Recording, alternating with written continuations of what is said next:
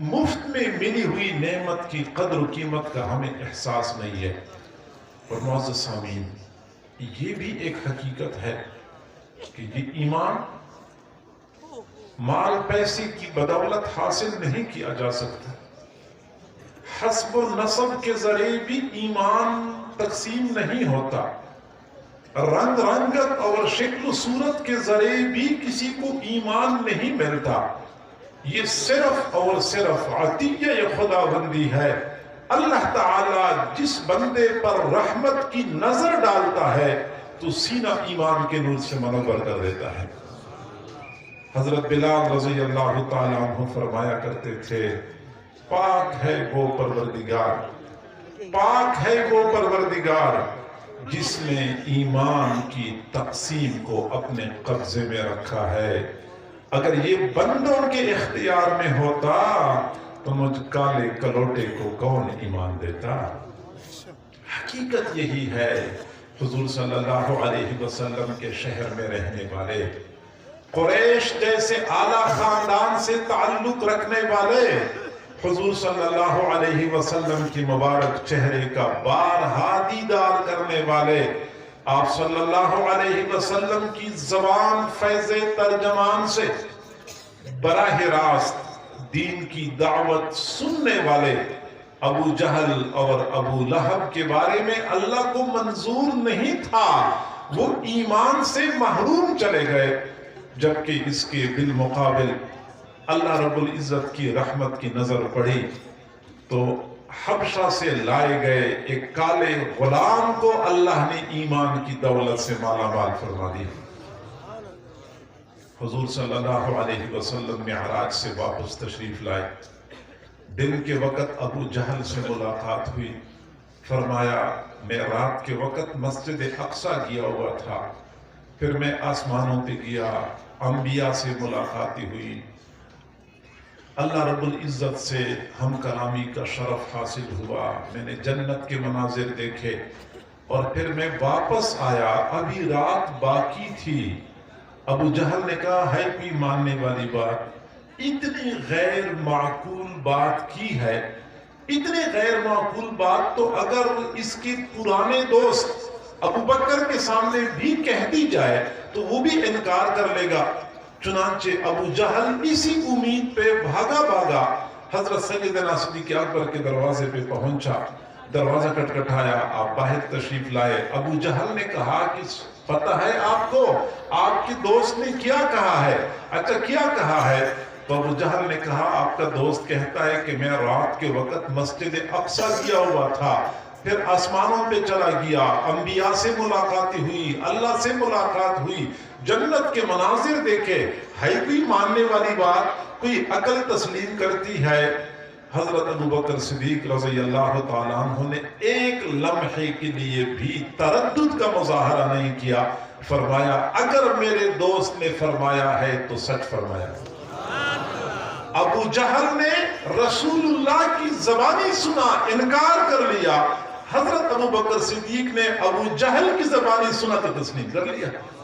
ایمان یہ تسلیم اور اعتماد یہ سعادت مند لوگوں کو نصیب ہوتا ہے۔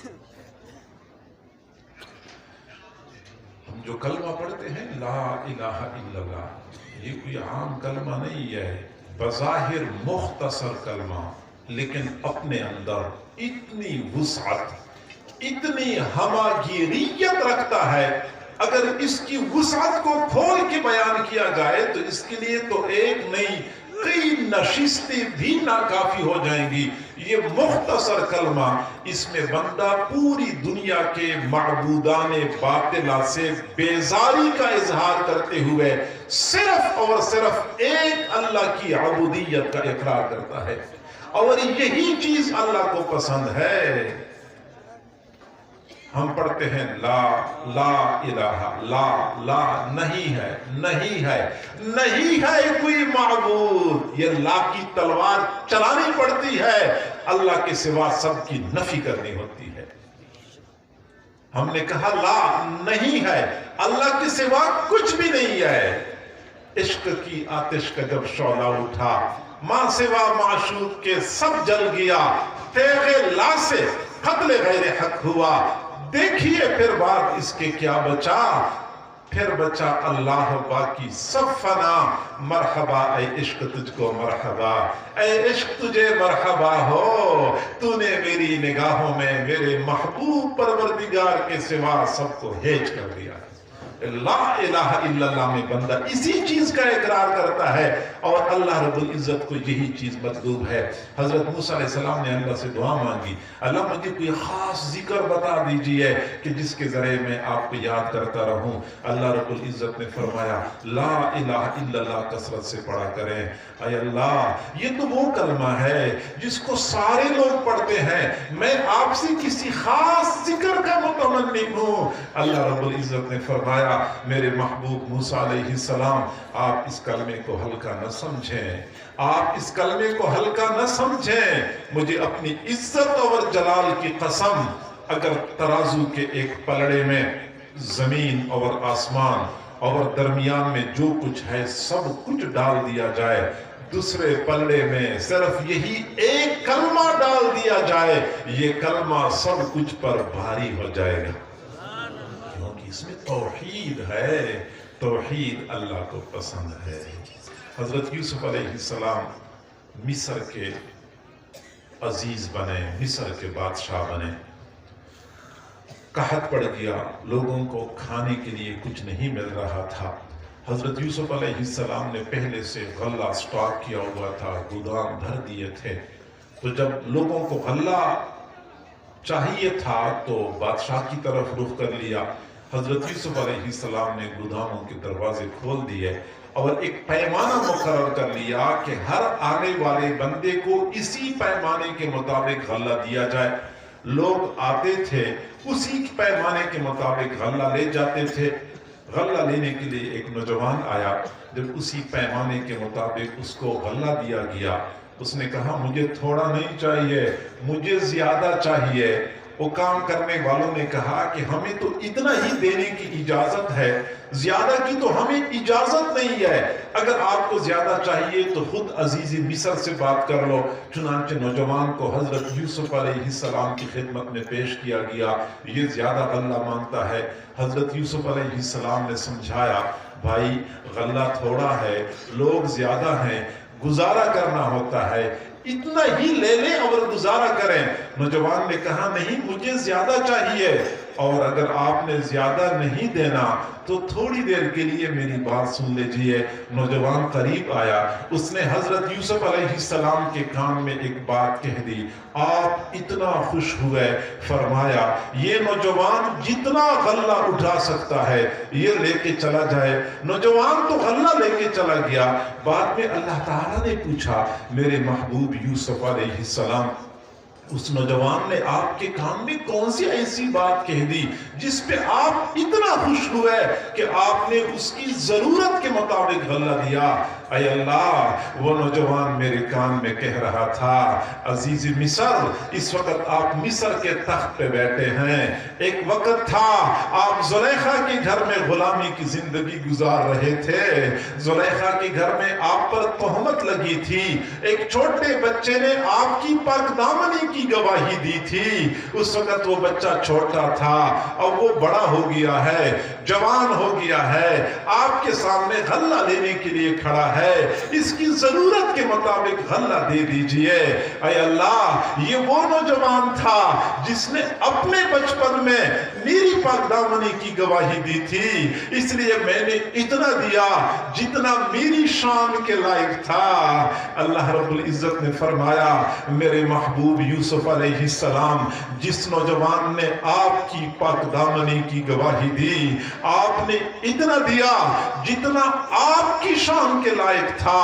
जो बंदा मेरी तौहीद की गवाही देगा, मैं इतना दूंगा जितना मेरी शान के लायक होगा। मेरी शान के लायक जितना होगा उतना। मेरे बंदे, आपको तौहीद का बदला चाहिए।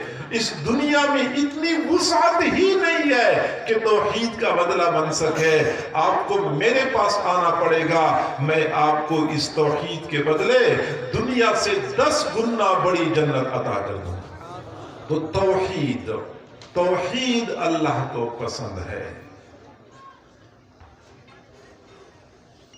ایمان سب سے قیمتی سرمایہ.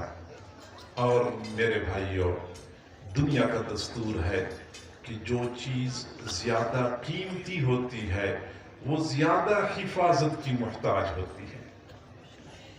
گھر والے کہیں جا رہے ہوتے ہیں، ان کو اس بات کی فکر نہیں ہوتی کہ ہماری غیر موجودگی میں چور آ جائیں گے، وہ چارپائیاں لے کے چلے جائیں گے یا وہ بستر لے کے چلے جائیں گے. ان کو اس بات کی فکر ہوتی ہے کہ چور آ جائیں گے، وہ سونا چاندی لے کے چلے جائیں گے، نقدی لے کے چلے جائیں گے. قیمتی چیز کی زیادہ حفاظت کی جاتی ہے.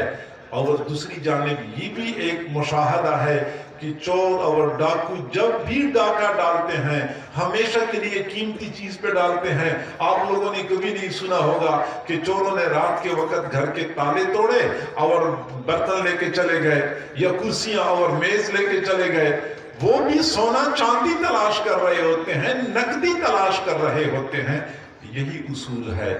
اور اگر یہی اصول مسلمہ ہے تو سمجھ لیں کہ ہمارے پاس سب سے زیادہ قیمتی سرمایہ ہمارا ایمان، اور ہمارا دشمن شیطان، ہمارا ڈاکو، اس ڈاکو نے ہمارے ایمان پہ ڈاکہ ڈالنا ہے.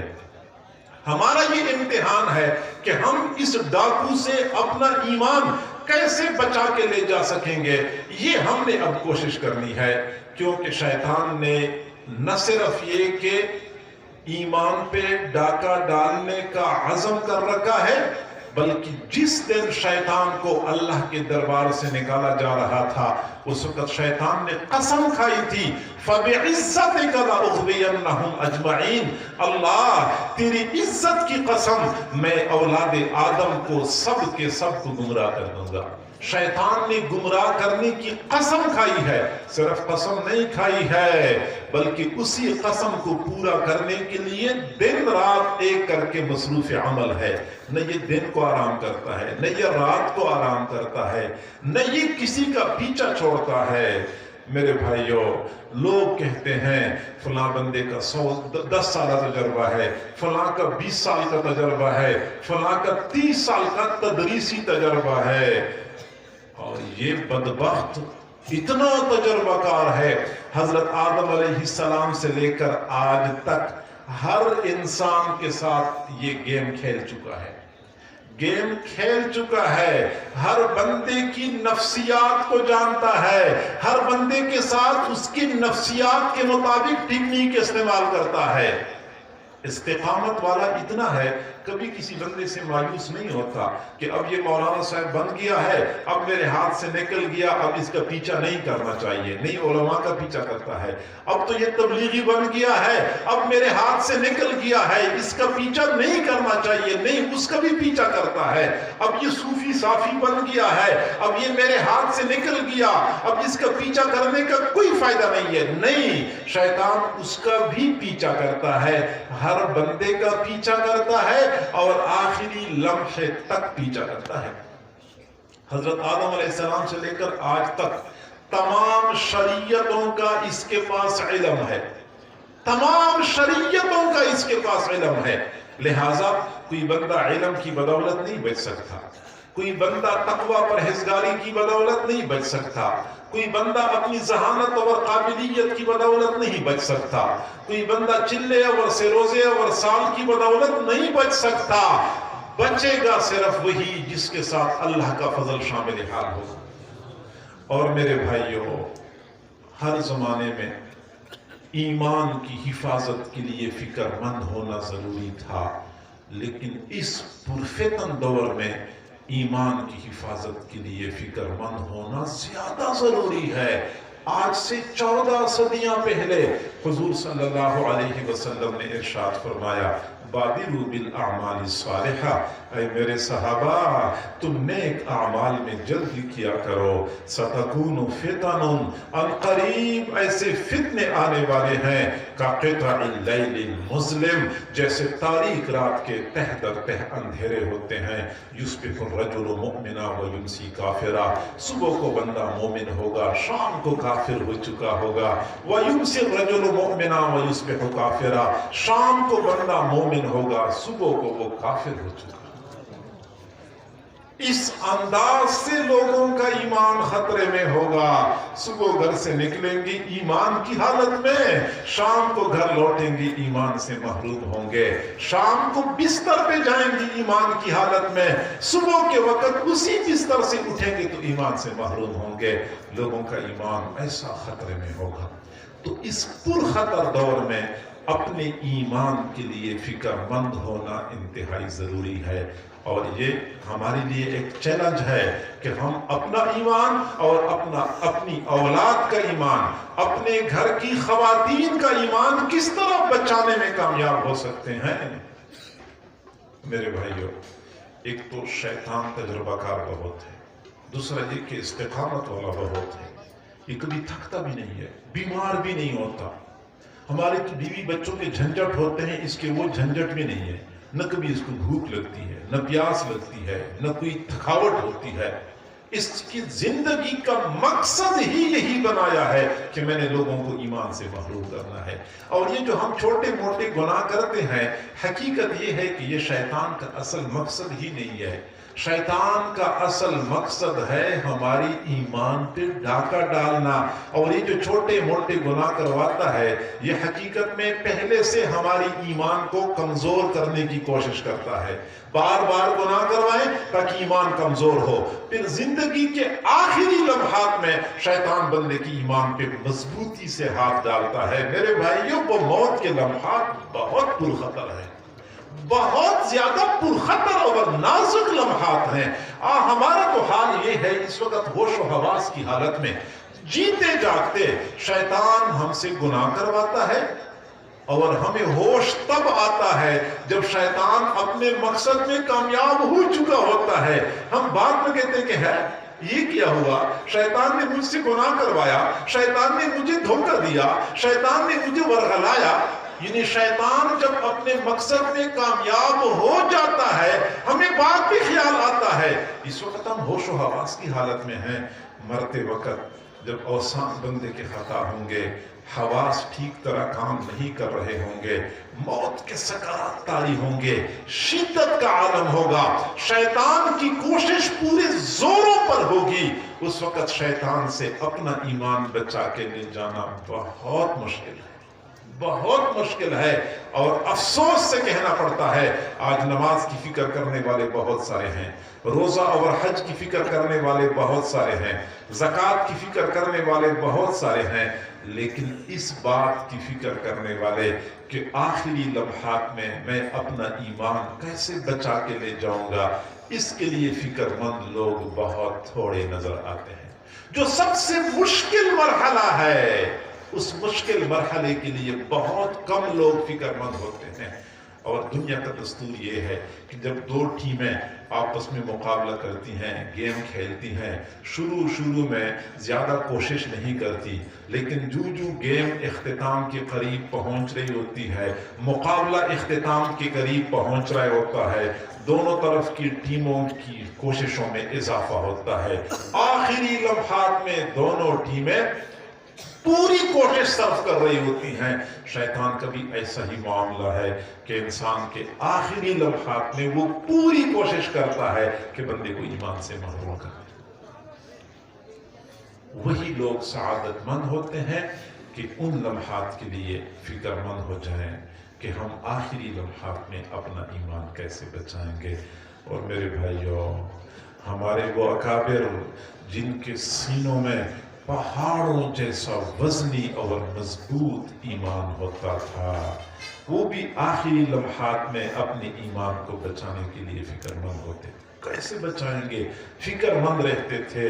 صحیح بخاری شریف میں ایک محدث کا تذکرہ کثرت سے ملتا ہے، حضرت ربعی بن حراش رحمہ اللہ تعالی.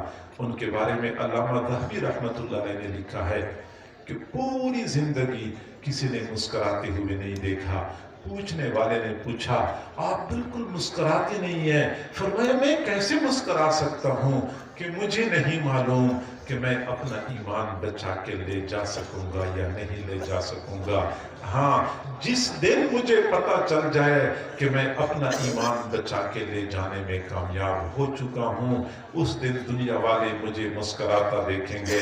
چنانچہ پوری زندگی کسی نے ان کو مسکراتے ہوئے نہیں دیکھا، لیکن وفات کے بعد جب غسل دینے والے ان کو غسل کے تختے پہ غسل دے رہے تھے تو وہ مسلسل مسکرا رہے تھے اور دنیا والوں کو پیغام دے رہے تھے کہ میں ایمان بچا کے لے جانے میں کامیاب ہو چکا ہوں۔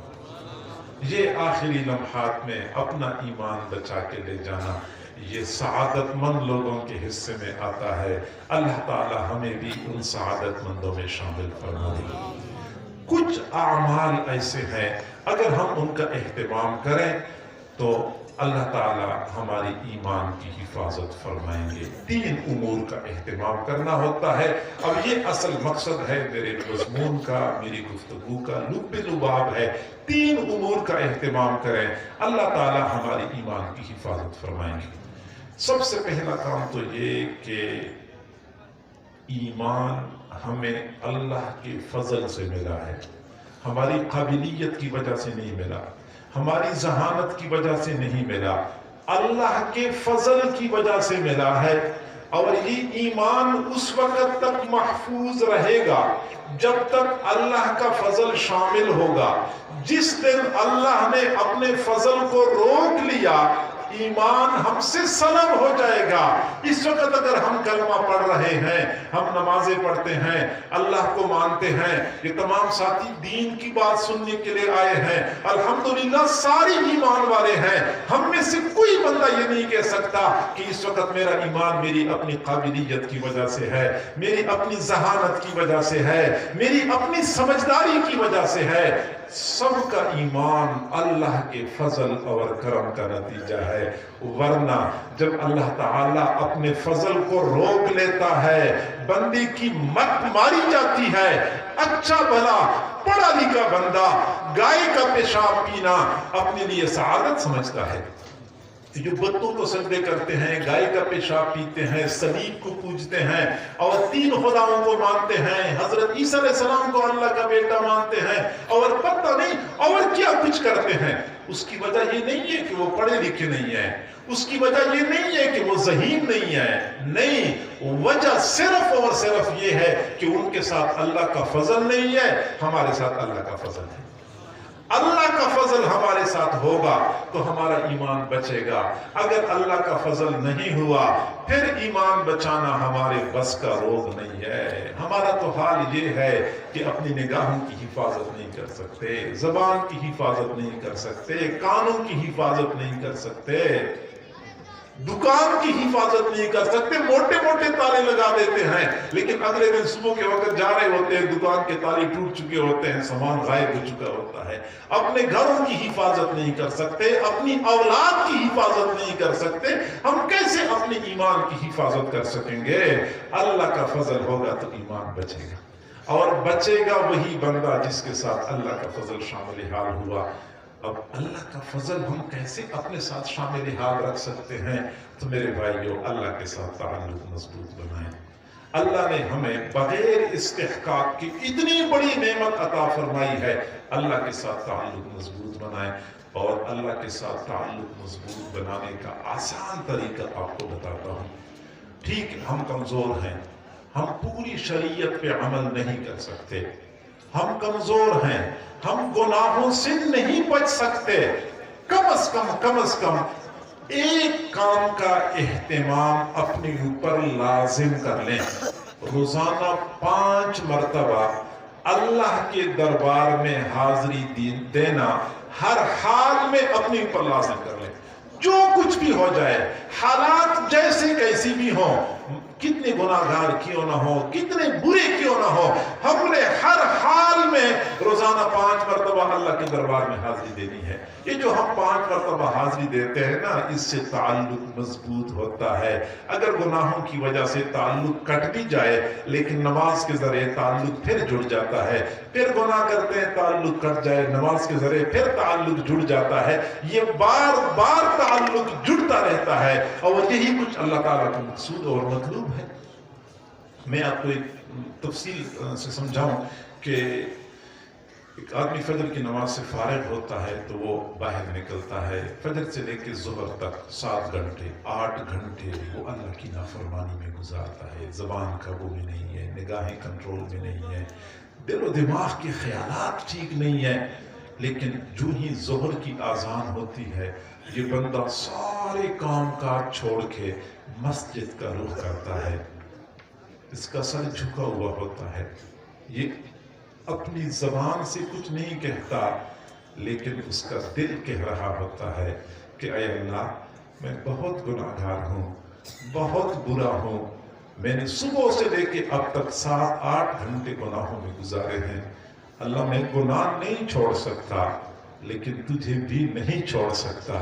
तुझे मनाने के लिए एक मर्तबा फिर तेरे दरबार में हाजिरी दे रहा हूँ।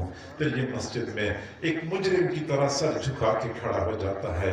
फिर क़ियाम की हालत में, रुकू और सजदे की हालत में रब की ताज़ीम बयान कर रहा होता है। अल्लाह ताला को तरस आ जाता है कि जो भी है अब सुलू करने के लिए मेरे सामने खड़ा है। हुक्म दिया जाता है फरिश्तों को कि फजर से लेके ज़ुहर तक जितने गुनाह कर चुका है सब पर कलम फेर दिया जाए, सबको साफ कर दिया जाए। गुनाह मिट जाते हैं। ज़ुहर की नमाज से फारिग होके ये बाहर निकल जाता है। असर तक फिर गफलत में वक्त गुजारता है, लेकिन जो ही असर की अजान होती है सब कुछ छोड़ छाड़ के मस्जिद का रुख करता है, सर झुका होता है। दिल के जज्बात ये होते हैं कि ऐ अल्लाह, क्या करूं, कमजोर हूँ, शैतान मुझ पे गालिब आ जाता है, मुझसे गुनाह करवाता है। ऐ अल्लाह, मैं गुनाह नहीं छोड़ सकता, लेकिन तुझे भी नहीं छोड़ सकता। मैं एक मर्तबा फिर तेरे दरबार में हाजिरी दे रहा हूँ। फिर अल्लाह के सामने खड़ा हो जाता है। अल्लाह को तरस आ जाता है, गुनाह माफ हो जाते हैं। मगरिब में फिर ऐसा होता है, इशा में ऐसा होता है। ऐ अल्लाह, क्या करूं, गुनाह नहीं छोड़ सकता, लेकिन मैं तुझसे दूर नहीं होना चाहता। बार बार तेरे दरबार में हाजिरी देता हूँ। ये इस बात की दलील है कि मैं तुझसे दूर नहीं होना चाहता। अल्लाह, तू मुझ पे तरस खा लीजिए, मुझे अपना बना लीजिए। जब मुसलसल इसी तरह ये बंदा हाजिरी देता है, आखिरकार अल्लाह को तरस आ जाता है। एक मर्तबा रहमत की नजर पड़ती है, दिल की दुनिया में इनकलाब बर्पा हो जाता है, बंदा अल्लाह के मुक़र्रबीन में शामिल हो जाता है। और इसी के बारे में कुरान अज़ीमुश्शान ने फरमाया, इन्ना सलाता तन्हा अनिल फहशाइ वल मुनकर, नमाज बेहयाई से रोकती है और नमाज बुराइयों से रोकती है। इसी नमाज की बरकत होती है कि आखिरकार पे अल्लाह उस बंदे को अपना मुकर्रब बना देता है। बंदा भी अजीब है, न मुझे छोड़ सकता है, न गुनाहों को छोड़ सकता है, बार बार मेरे पास आता है। वो जिधर भी किया लौटा तो मेरे पास आया, वो जिधर भी गया लौटा तो मेरे पास आया। यही तो बात भली है मेरे हर जाए की। मेरा बेवफा दोस्त जहां कहीं चला जाता है, पलट के मेरे पास आता है। यही मेरे दोस्त की बुनियादी खूबी है, और यही अल्लाह रब्बुल इज्जत को पसंद है। हमें चाहिए कि हम नमाज का एहतमाम करें। हम गुनाह भी करते हैं, नाफरमानी भी नहीं छोड़ सकते, बाकी दीन पे अमल भी नहीं कर सकते। ये एक ऐसा दरवाजा है नमाज कि किसी वक्त भी अल्लाह की रहमत की नजर मुतवज्जे हो जाए, बंदा इसी दरवाजे पे अल्लाह का मुकर्रब बन जाता है। अल्लाह ताला उसको अपनी तरफ खींच लेता है। बाबा जी ने अपने बेटे को फरमाया कि बेटा हाजिरी लगाया करो, बेटा हाजिरी लगाया करो, सबक याद हो या ना हो, कम से कम खारजा तो नहीं होगा ना। मदरसे में तलबा आते हैं, मदरसे में तलबा आते हैं, सबक याद नहीं भी होता, हाजिर तो लगाया जाता है कि हाजिर है, उसका खारजा नहीं होता। लेकिन अगर तालिब इल्म हफ्ते वाले दिन नहीं आया, इतवार को नहीं आया, पीर को नहीं आया, बुध जुमरात को नहीं आया, मदरसे वाले 6 दिन की गैर हाजिरी के बाद नाम काट देते हैं कि अब ये हमारे तलबा की फहरस्त से निकल गया है, ये हमारा तालिब इल्म नहीं रहा, मुसलसल गैर हाजिरी करता है। ऐसे ही जो बंदा फजर के वक़्त अल्लाह के नुमाइंदे ने बुलाया, उसने हाजिरी नहीं दी, ज़ोहर के वक़्त अल्लाह ने अपने घर में बुलाया, हाजिरी नहीं दी, असर के वक़्त बुलाया, हाजिरी नहीं दी, फिर जब ये गैर हाजिरियां बढ़ जाती हैं, बंदा बार बार गैर हाजिरी करता है, आखिरकार अल्लाह ताला अपने बंदों की फहरस्त से उसका नाम निकाल देता है कि अब ये मेरा बंदा नहीं रहा। और इसी के बारे में हुजूर ने फरमाया, मन तरका सलाता मुतअम्मिदन फक़द कफर, जिसने क़स्दन नमाज छोड़ दी और मुसलसल छोड़ता रहा, आखिरकार ये मुसलमानों की फहरस्त से निकल के काफिरों की फहरस्त में शामिल हो जाता है। तो लिहाजा चाहिए कि हम कम से कम ये एक काम तो कर लिया करें, क्योंकि किसी न किसी तरीके से हम अल्लाह के साथ राब्ते में रहते हैं और बंदा अपने अल्लाह से इतना दूर तो न चला जाए कि सुबह से लेके शाम तक, शाम से लेके अगली सुबह तक अल्लाह रब्बुल इज्जत की नेमतें इस्तेमाल करते रहते हैं, लेकिन पूरा दिन गुजर जाता है, पूरे दिन में एक मर्तबा भी अल्लाह रब्बुल इज्जत के सामने जमीन पे सर टेकने की तौफीक नहीं मिलती। इतना तो कम से कम अपने अल्लाह से दूर नहीं होना चाहिए। थानेदार थाने से फोन करता है कि थाने में हाजिर हो जाओ, हम नाश्ता किए बगैर भागे जा रहे होते हैं कि साहब नाराज हो जाएंगे, देर ना हो जाए, वो थानेदार ने बुला लिया, हम भागे जा रहे होते हैं, और अल्लाह के नुमाइंदे ने फजर के वक़्त बुलाया, हम नहीं गए, ज़ोहर के वक़्त बुलाया, नहीं गए, अल्लाह के दरबार से असर के वक़्त बुलावा आया, नहीं गए, मगरिब इशा में नहीं गए, तो हमें ये बात माननी चाहिए कि हमारे यहाँ अल्लाह ताला की वक़्त एक थानेदार के बराबर भी नहीं है। थानेदार ने बुलाया, भागे जा रहे हैं, अल्लाह ने बुलाया, हमें परवाह नहीं है। तो नमाज न छोड़े, नमाज के जरिए अल्लाह के साथ हमारा राब्ता बरकरार रहता है, जो कुछ भी है राब्ता बरकरार रहता है। इमाम अहमद बिन हंबल रहमतुल्लाह अलैह फरमाते हैं, मैं काफिले के साथ सफर कर रहा था, डाकुओं ने काफिला घेर लिया, सारा सामान लूट लिया। जब डाकुओं ने सारा सामान समेट लिया, फिर मैंने देखा एक डाकू नमाज पढ़ने के लिए खड़ा हो गया। जब उसने नमाज पढ़ ली, मैंने पूछा, अल्लाह के बंदे, उधर डाके डालता है, उधर नमाजें पढ़ता है। तो डाकू ने मेरी तरफ देखा और कहने लगा कि डाका डालना मेरी मजबूरी है, ये हमारा खानदानी पेशा है, और नमाज इसलिए नहीं छोड़ता कि अपने ऊपर अल्लाह ताला के तमाम दरवाजों को बंद नहीं करता, एक दरवाजा खुला रखता हूँ, इतना कम से कम अल्लाह के साथ मुसलसल बंदगी का राब्ता रखता हूँ, किसी वक्त अल्लाह की रहमत की नजर मुतवज्जे हो जाएगी और मेरा काम बन जाएगा। इमाम अहमद बिन हंबल रहमतुल्लाह अलैह फरमाते हैं, फिर 2-3 सालों के बाद मैं हज करने के लिए हरम शरीफ किया हुआ था, मैं तवाफ कर रहा था, मैंने बैतुल्लाह के गिलाफ के साथ एक बंदे को लिपटा हुआ देखा, ज़ारों का तार रो रहा था, अपने गुनाहों की माफी मांग रहा था। मुझे रशक आया कि ये कौन बंदा है जिसकी इतनी अच्छी कैफियत बनी हुई है। मैं करीब गया, मैंने देखा वही डाकू था जिसको मैंने 2 साल पहले नमाज पढ़ते हुए देखा था। तब मुझे बात समझ आ गई कि उसने कहा था कि मैं अपने ऊपर अल्लाह की तरफ जाने वाले तमाम दरवाजों को बंद नहीं करता, एक दरवाजा खुला रखता हूँ, उसी एक दरवाजे के जरिए अल्लाह रब्बुल इज्जत ने इसको अपने पास बुला लिया है। तो सारे दरवाजे तो अपने ऊपर बंद न करें ना। रोजे का दरवाजा बंद हो गया, हज का दरवाजा बंद हो गया, ज़कात का दरवाजा बंद हो गया, तकवा परहेज़गारी नहीं रही, कम से कम ये एक दरवाजा तो खुला रखें, किसी वक्त भी अल्लाह बुलाए तो हमारे पास कुछ ना कुछ तो रास्ता मौजूद हो। तो नमाज की पाबंदी करें, अल्लाह के साथ ताल्लुक मजबूत करें, ईमान महफूज हो जाएगा। दूसरा अमर, दूसरी बात कि हमें ईमान मिला है, حضور صلی اللہ علیہ وسلم کے تصدق اور طفیل سے، لہٰذا اپنے محبوب صلی اللہ علیہ وسلم کے ساتھ تعلق مضبوط بنائیں، ہمارا ایمان محفوظ ہو جائے گا۔ حضور کے ساتھ تعلق مضبوط بنائیں، وہ کیسے ہوگا؟ ایک تو رسول اللہ صلی اللہ علیہ وسلم کی سنتوں کی اتباع کریں، ایک سنت پہ مرنے مٹنے والے بن جائیں، سر کے بالوں سے لے کر پاؤں کے ناخنوں تک اپنے آپ کو سنتوں سے آراستہ و پیراستہ کر لیں۔ جب یہ تعلق مضبوط ہوگا، اس طریقے سے پھر ہم اپنے ایمان کو بچا سکیں گے۔ وجہ یہ ہے کہ جو بندہ سنتوں کی اتباع کرتا ہے وہ اللہ تعالیٰ کا محبوب ہوتا ہے۔ قرآن عظیم الشان اسی بات پہ گواہ ہے، قُلْ إِن كُنْتُمْ تُحِبُّونَ اللَّهَ فَاتَّبِعُونِي يُحْبِبْكُمُ اللَّهُ۔ اگر تم اللہ سے محبت کرتے ہو تو تم میری اتباع کرو، اللہ تم سے محبت کرے گا۔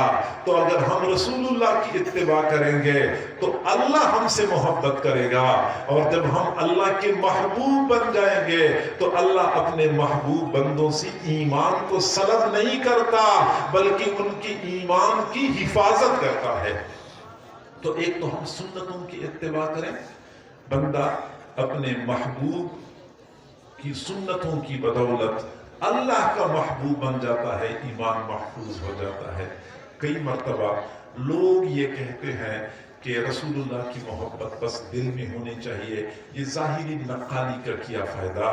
ظاہر میں رسول اللہ کی طرح شکل صورت بنانے کی کوئی ضرورت نہیں ہے، دل میں محبت ہونی چاہیے۔ تو میرے بھائیوں، میں کہتا ہوں کہ دل میں محبت ہونی چاہیے، اور اسی محبت کے آثار بندے کے چہرے پر، بندے کے لباس میں، نشست و برخاست میں بھی نظر آنے چاہیے، کیونکہ محبت تب سچی اور حقیقی ہوتی ہے کہ جب اس کے آثار بندے کے جسم پر نظر آ جائیں۔ اور یہ ظاہری نقالی کئی مرتبہ بندے پر سعادت کے دروازے کھول دیتی ہے۔ حضور صلی اللہ علیہ وسلم غزوہ حنین سے واپس تشریف لا رہے تھے، ایک بستی کے قریب پڑاؤ ڈالا، بستی غیر مسلموں کی تھی۔ حضرت بلال رضی اللہ تعالیٰ عنہ نے نماز کے لیے آذان دینی شروع کر دی، بستی کے بچے باہر کھیل رہے تھے، انہوں نے حضرت بلال کی آذان کی نقل اتارنی شروع کر دی۔